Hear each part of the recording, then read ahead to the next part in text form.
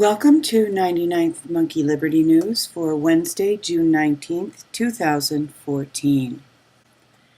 My first article today is an older article. It's actually from February 22nd, 2010.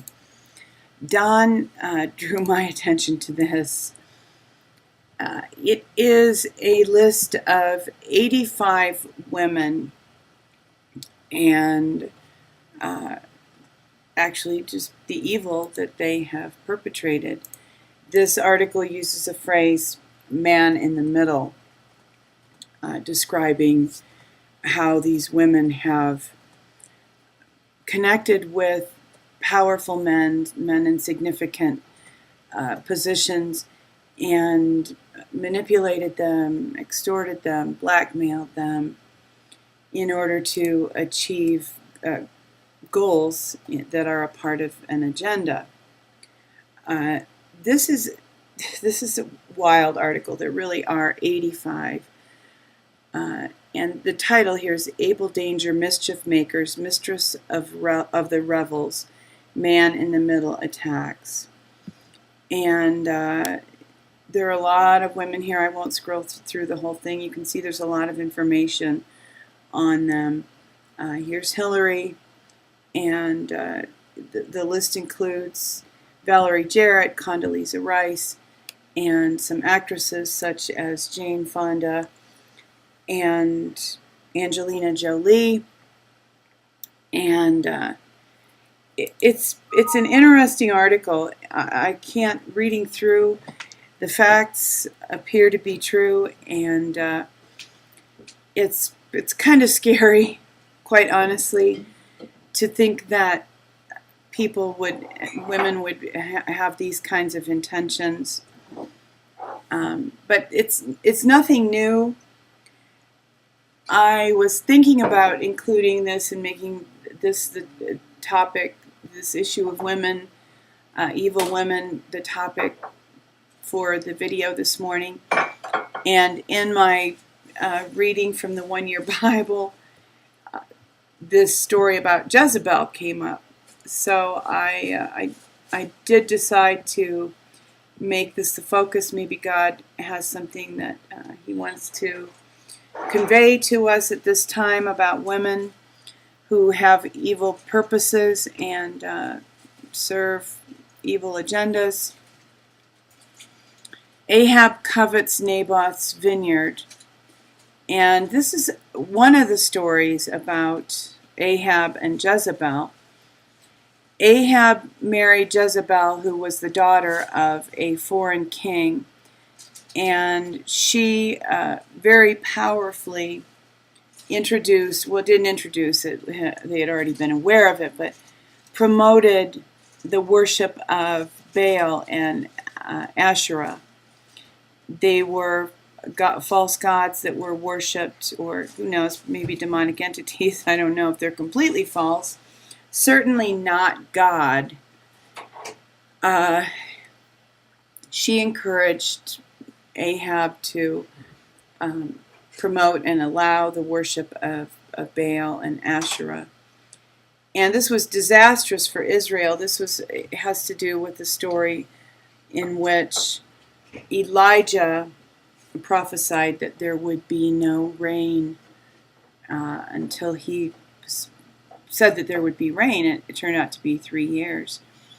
And at that time, when there was rain, when the rain began again, Elijah challenged the prophets of Baal to so that the people of Israel could see who God really was in comparison to these idols, these false gods.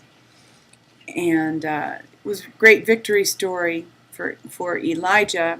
He, of course, fire came and burned up the sacrifice that he laid out, and then people realized that they were in error following the prophets of Baal, and I think a few thousand of the prophets of Baal were put to death that day. And this happened sometime after that, that Ahab had disobeyed God, and Elijah came and prophesied against him again and told him that he disobeyed God.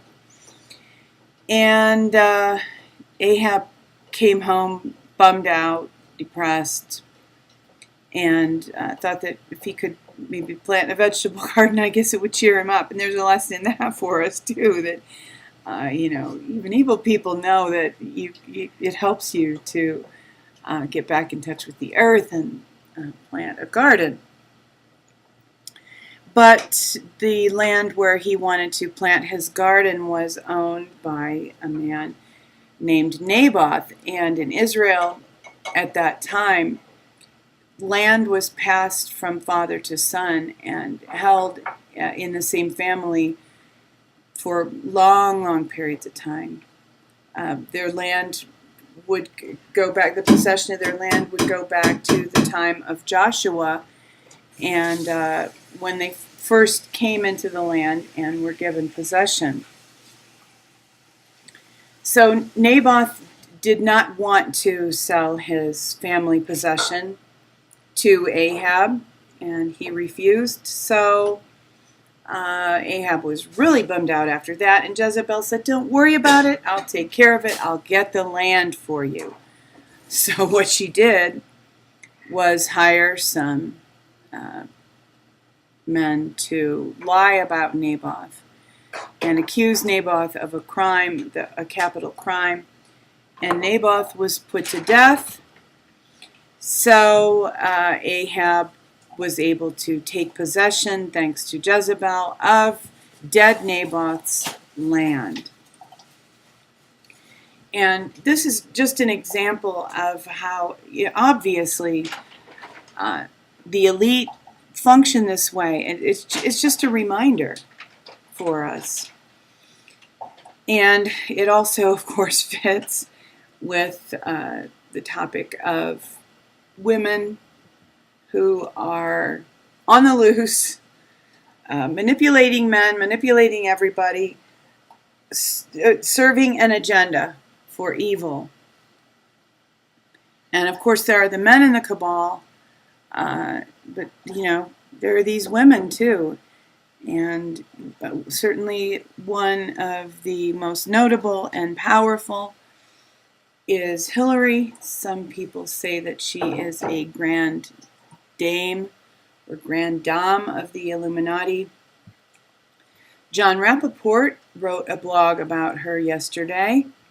Hillary on the Second Amendment, the Viewpoint crime. And you probably have heard the clip. Alex Jones played it yesterday. It's difficult for me to hear these people's voices. But I did hear Hillary say that that the rest of America should not be subjected to the terror that results from a small percentage of people wanting to keep the Second Amendment. This is shocking, and if you were not aware of it, it's certainly something of which to be aware. And I will just mention, I've mentioned it before, that William Van Dyne, the self-represented king of the world, has told Fritz Springmeier that Hillary will be the next president. And there ain't nothing we can do about it. Well, I personally don't believe that, and I hope you don't believe that either. Anybody who would say something like that has obviously never read Psalm 2, from which we learn that he who sits in the heavens laughs at people who think they are immune to God's law and rule.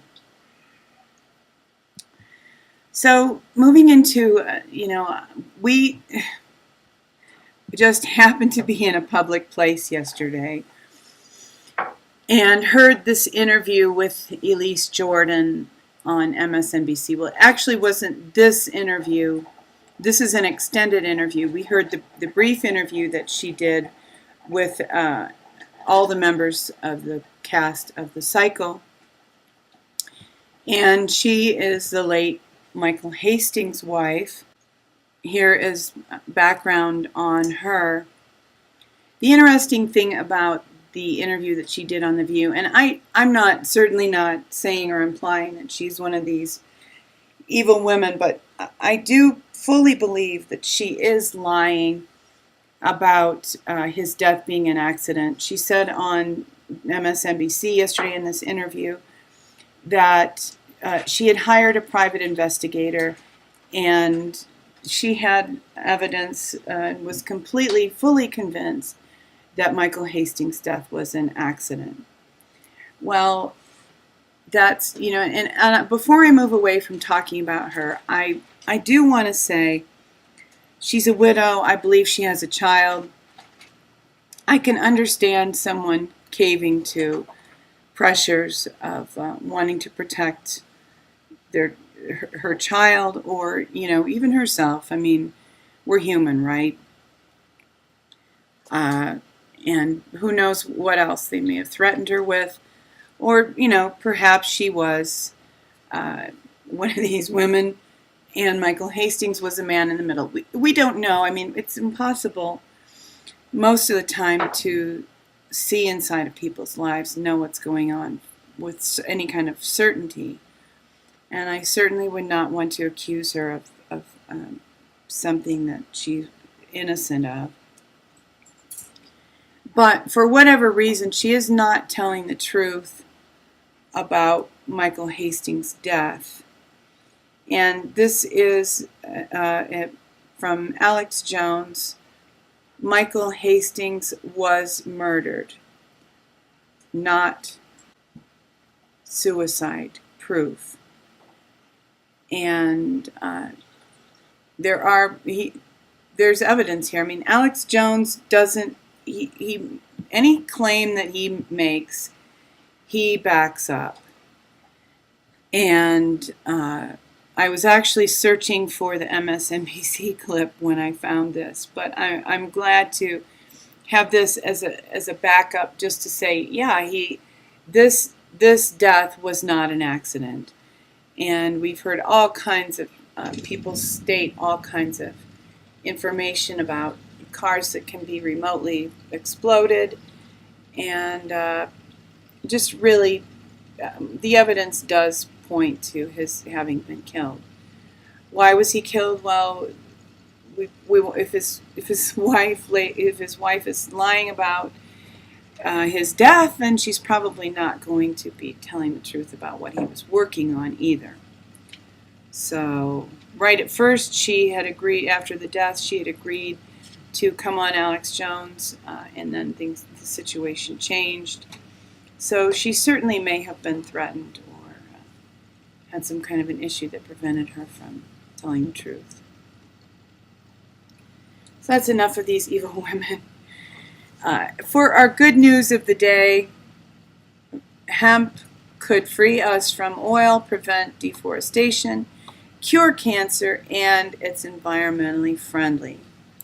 So let's all make it through these next few challenging days and years, and who knows how long.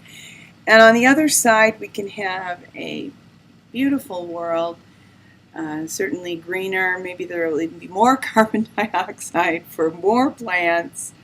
Who knows?